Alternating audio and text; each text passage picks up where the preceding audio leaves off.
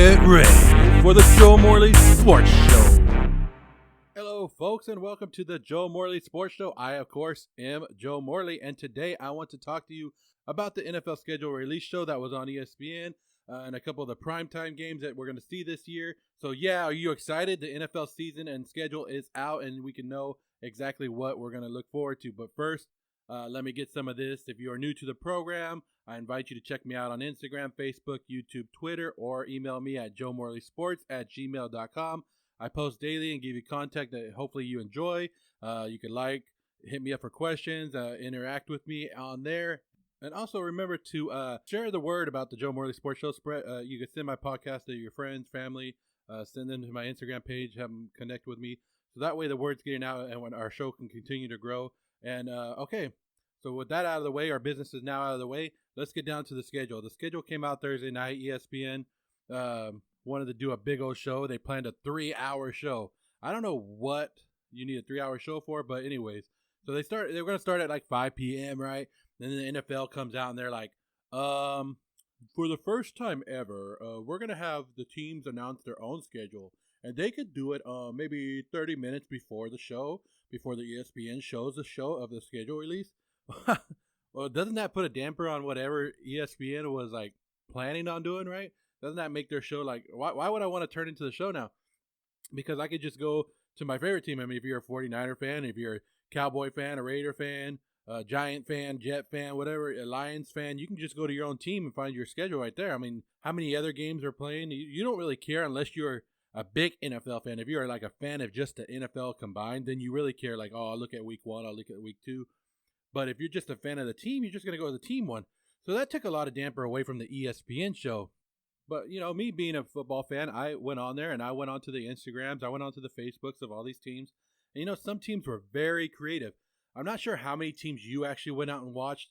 I know I did. I watched a couple of them. I watched like the Denver Broncos. They did a 90s sitcom release video, you know, where they're doing stuff and then they turn around and they smile. So like one player was picking up dog droppings and he turned around and smiled. You know, the Raiders did one that they were tossing the football from one screen to the other. So like one player would have the ball, he would do some stuff and toss it out of the screen, and then it would go into the next player's house where he catches it and goes on. So that was kind of cool.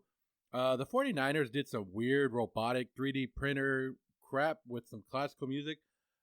I don't know what was going on there. I don't know whatever that was about. I guess classical music is what pumps that crowd base up. I'm not sure about that one. The Cowboys did a very nice one. I thought it was very thoughtful at this time. You know, they did one with nurses and the players introducing the schedule. That was pretty cool. That was to bring the nurses into it, especially at this time to make them known that we thank them.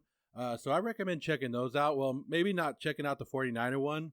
I mean, you could check out all the other teams. The 49er one, you could watch maybe at nighttime when you're tired, you need something to put you to sleep, you know, because that's what it's going to do. I mean, it was real boring. Like that 49er one doesn't like pump you up and get you ready for the season and go, yeah, I'm ready for the Niners. I mean, they had a couple videos that came out afterwards that were better, that pumped you up. But that schedule release one was like snore fest. You know what I mean? So anyways, so I watched those and then I was like, you know, I'll watch the ESPN show. I already know some of the schedule, but I'll watch the ESPN show. And so I was like, all right, come on, here comes a 3-hour show. Are you kidding me? We're going to talk about 3 hours for what? 3 hours for what? Because the ESPN made it build it up like we're doing the schedule release and we're going to be the first ones to tell you the game. Well, first of all, the schedule leaked all day from like 6 o'clock in the morning. There was like, oh, the first Monday night game in Las Vegas is going to be week 2, Raiders versus Saints. That leaked out. Christmas Day, that leaked out. So all these games were leaking out throughout the day. So it's like, are we really keeping these a secret or not? And then you let the teams announce their own 30 minutes before the ESPN show. So now ESPN didn't have the exclusive rights to the schedule. So now I'm going to watch a 3-hour show for something I already know. But since there's nothing else on, why not watch it, right? So I turn on the 3-hour show, and they go, of course, through like the primetime games a little bit. But then they go and they want to talk about the team that they love, right? It's going to be the Tampa Bay Buccaneers. And let's talk about the Buccaneers. And it's funny because that brings me to like what I want to talk to. I posted this on Instagram during the show. The first team that ESPN started with, The first team. Do you want to guess it? You want me to give you a guess? I mean, if you watch my Instagram, you already know. But no, it wasn't the Super Bowl champions. It wasn't the most electrifying team in the NFL right now. It wasn't the team that's going out there and putting up points, 40 points a game. It's not. It's not the Kansas City Chiefs. It's not the Lombardi trophy holding team. You know where they went to? They went with the Tampa Bay Buccaneers. Tampa Bay. What the heck are they doing? I mean, they chose to tell us the first schedule they chose to tell us was of a 7-9 team last year that finished third in their division. Are you kidding me? Is that disrespectful to the world champions or what? I mean, we all know that ESPN gets locked in on their certain teams every year, and that that's all they want to talk about. They go on about they have an hour-long show and they talk about this team. So they'll talk about Tampa Bay for like 45 minutes, and then they'll say everything else in a 15-minute little splurt, and then go right back to Tampa Bay. So this year's shaping up to be ESPN's Tampa Bay Love Affair. So I mean, I get it. Tom Brady is in Tampa, but they still have to win games. They haven't had one practice together. Besides Brady, working out in the park or walking into the wrong house in Tampa, has he done anything else in there? So ESPN really needs to cool their jets on the Bucs right now, because it's getting annoying already, and it's still the offseason. I mean, I'm a Raider fan, right? So giving anything to the Chiefs is hard, but they won the Super Bowl. They deserve to go first on everything. They deserve to be in the spotlight. As painful as it is, as it is for me to say, Kansas City is a great team, and they showed they were the best last year. And until they are knocked off, we need to, to respect them and give them the glory that they deserve. But ESPN starts off with Tampa Bay, right? They start off with Tampa Bay's schedule. Then they bring in Ryan Clark, the old safety from Pittsburgh and in Washington. So he comes on, he's breaking down the Tampa Bay schedule. And he goes, Week 1, Drew Brees, Tom Brady. I'm giving Tampa Bay the loss because they're not going to be gelled together by then. But then he goes on and goes, win. Annoying, right? It just gets annoying. And I'm like, I'm watching it getting sick of this already. I'm like, wow. Did they just flip a switch down there in Tampa Bay and all of a sudden they became the 72 Dolphins? I mean, come on, man. I understand they're going to be a better team, but it takes time to gel. It takes practice. It takes coming together, being a team. Like the late Dennis Green used to say, if you want to crown them, crown them. It's the preseason, guys. No one's being crowned. Games still need to be played. I mean, you could just go back to 2011 and ask the Eagles how it was being the offseason champions, right? The 2000 Eagles were deemed the dream team in that offseason. And you know where they went? Nowhere.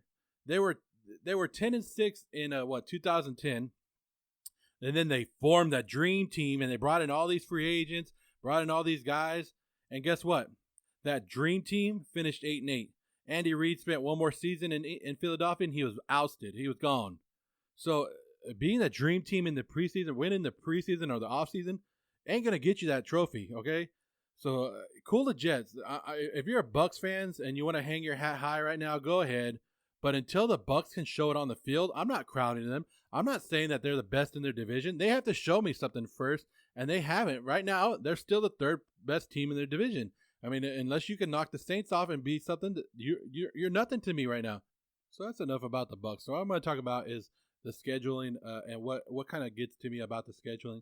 The NFL, I don't know why they do this. I don't know why they make West Coast teams go over and play 10 o'clock games. It would be 10 o'clock Pacific, 1 o'clock Eastern time, right? So they go over and play 1 o'clock games, which is 10 o'clock here at West Coast time. And every year it's brought up. Every year it's talked about how it's tough for a West Coast team to go and play an early game on the East Coast. But they continually do it. And I don't know why they can't just can't make it where it's mandatory that the West Coast teams go to the East Coast, that they play a 4 p.m. game over there, which would be 1 p.m. Pacific time. I mean, Sean McVay of the Rams, John Lynch, they both talked about it yesterday on the ESPN show. That they, we see it all the time. That we see, when I'm watching the games on Sunday and I see two East Coast teams playing a later game on the East Coast and they're playing at 4 o'clock, and I'm like, the 49ers and the Raiders and the Seahawks just played at 10 o'clock. Why couldn't they be playing at this time? Why couldn't you help them out? I mean, the NFL is always talking about player safety, but it seems like they're just all talking. They talk about preaching it and they preach about it, but they need to stop talking about it and just be about it, right? Player safety is when a player goes over there, you need to let his body go at the normal time. So if it's be a 4 o'clock start, it needs to be that 4 o'clock start, and they need to do that for that. I mean, like the Raiders. The Raiders this year, I looked at their schedule, and they have 6 10 a.m. starts. I mean, like John Gruden said yesterday, his team will be ready to play anybody, anywhere. But that affects the West Coast team. Seattle is going to travel the most this year, and those 10 a.m. starts are going to affect them. I know San Francisco has to go to New York back-to-back weeks. I think it's week 2 and 3 that they have to play the Giants and the Jets. That's going to affect them. I think both of those are 10 a.m. starts. So the 10 a.m. starts needs to be addressed, and it's a bigger deal than the NFL makes it out to be, and I think the teams need to push it. But since there's only 4 or 5 teams on the West Coast that it bothers, I don't see them doing anything about it. But it needs to be addressed. So I went around and I looked through the primetime games. Right, I went through week 1 through 17. I think the NFL did a great job this year at not showing the same teams over and over. Because I think last year, the last couple of years, you get tired of seeing like Dallas, Green Bay, the Patriots. You get tired of it. The number 1 team that's going to be on primetime this year. You already guessed it, Tampa Bay. They have the most primetime games of this season in the NFL. Most primetime games in the NFL this season. And guess what? In the last 15 years, they had the least amount of primetime games. So you're thinking the Tom Brady effect already helped them there, right? Anyways. I'm getting tired of that, but week 1, first Monday night of the season, right? Tennessee at Denver. I like that game. I don't know how you guys don't like that game. Denver's loaded up already. Tennessee's coming back. You get to see Derrick Henry and Ryan Tannehill and see how great they are with another season. And then you got the Steelers and the Giants. Big Ben returning to the field with his with Johnson and Claypool, at the wide receiver position. Is Connor healthy again? The Steelers defense, are they going to be back to where they are? You got the Giants coming in with that new offensive line. Can they push around that Steeler defense? So that's going to be an interesting week 1.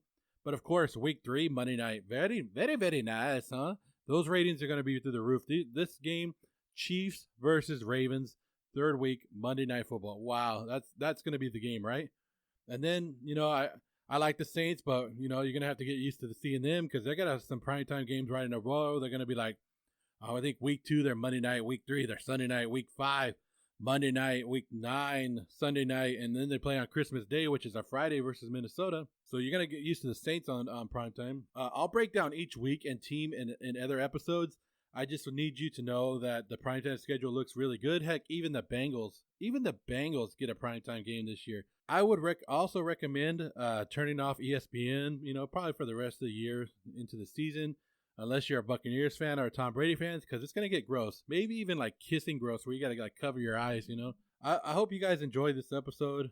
Spread the word about the Joe Morley Sports Show. I had a fan, his name's Matt. He hit me up and he was telling me that he liked listening to my show because I'm easy to listen to, and it sounds like I'm just talking to you guys as my friends. Well, it's basically because you guys are my friends, so you guys, that's why I talk, and I feel like you guys are right here at the table with me, or I'm talking to you guys right across from me, so it's not like it's hard for me because you guys make it easy for me, so I appreciate the feedback, and I hope you guys keep hitting me back up with these feedbacks and asking me questions. So thanks again for listening up, and stay healthy, my friends. Stay healthy.